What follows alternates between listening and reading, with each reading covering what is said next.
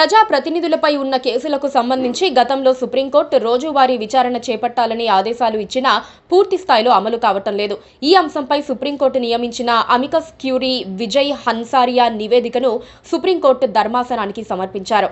ఈ నివేదికను పరిశీలించిన సుప్రీంకోర్టు ప్రజా ప్రతినిధుల కేసులను విచారించడానికి ప్రత్యేక కోర్టులు ఏర్పాటు చేయాలని సుప్రీంకోర్టు ఇచ్చిన ఆదేశాలను పట్టించుకోకపోవడంపై రాష్ట్ర ప్రభుత్వాలపై ధర్మాసనం ఆగ్రహం వ్యక్తం చేసింది. కొన్ని రాష్ట్రాలలో ఇంకా ప్రత్యేక కోర్టులను ఏర్పాటు చేయకపోవటం పైన అసహనాన్ని వ్యక్తం చేసింది. ఈ మేరకు కేంద్ర ప్రభుత్వం ఎన్నికల కమిషన్ కు నోటీసులు జారీ చేసింది. కొన్ని చోట్ల 30 ఏళ్ల నుంచి ప్రజాప్రతినిధులపై క్రిమినల్ కేసులు పెండింగ్ లో ఉన్నాయి. దేశంలో చాలా రాష్ట్రాల్లో ప్రజాప్రతినిధుల కేసుల విచారణకు ప్రత్యేక కోర్టులు ఇప్పటికీ లేవు. మిగిలిన కేసులతో కలిపి విచారణ చేస్తున్నారు తప్ప ప్రాధాన్యత కూడా ఇవ్వడం లేదని అమికస్ క్యూరీ కోర్టుకు తెలిపారు. దేశంలో వందలాది ప్రజాప్రతినిధుల కేసులు పెండింగ్ లో ఉండటానికి ప్రధాన కారణం ప్రత్యేకంగా విచారించే కోర్టులు లేకపోవటం ఒక్కటేనని తేల్చి చెప్పింది.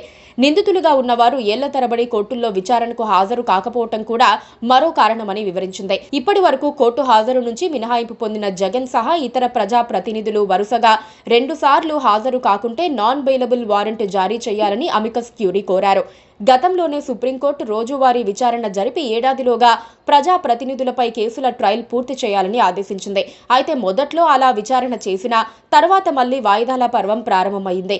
దిగువ కోర్టులు విచారణ జరుపుతోన్న కోర్టుల్లో రోజువారీ విచారణ చేయాలని, 2 సార్లు నిందితులు కోర్టుకు హాజరు కాకపోతే అరెస్టు వారెంట్ జారీ చేయాలని, 3 ఏళ్లకు పైగా ట్రయల్ ఆగిపోతే కోర్టులో ఆ కేసును పరిష్కరించిన తర్వాతే మరో కేసును చేపట్టేలా చూడాలని హన్సారియా సుప్రీంకోర్టును కోరారు. చాలా మంది నిందితులు కోర్టులకే రావటం లేదన్నారు.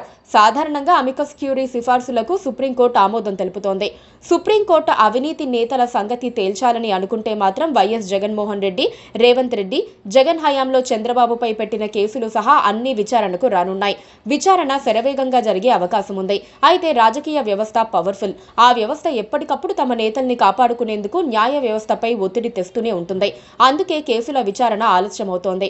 కానీ ఈసారి మాత్రం కేసుల లెక్క తేల్చి అవినీతి నేతల్ని జైలుకు పంపే వరకు కోర్టులు శరవేగంగా విచారణ జరిపే అవకాశాలు ఉన్నాయి. కానీ న్యాయ వ్యవస్థలో ఉన్న లోపాలను అడ్డం పెట్టుకుని అడ్డగోలుగా సంపాదించిన సొమ్ముతో పిటిషన్ల మీద పిటిషన్లు వేసి అసలు ట్రయలే ప్రారంభం కాకుండా చేస్తున్నారు. ఈ క్రమంలో సుప్రీంకోర్టు అమికస్ క్యూరీ సిఫార్సులు అమల్లోకి వస్తే ఈసారి న్యాయ వ్యవస్థ నుంచి కఠినమైన యాక్షన్ను ఆశించవచ్చని అంచనా వేస్తున్నారు. దేశంలో రాజకీయ వ్యవస్థలోని అవినీతి, అక్రమాలపై చర్యలు తీసుకునే అధికారం న్యాయ వ్యవస్థపై ఉంది. ఇప్పుడు సుప్రీంకోర్టు కొరడా ఝులిపించాల్సి ఉంది. లేకపోతే మొదటికే మోసం వస్తుంది. అవినీతి రాజకీయ నేతలు న్యాయ వ్యవస్థను కూడా ఆటాడిస్తారు.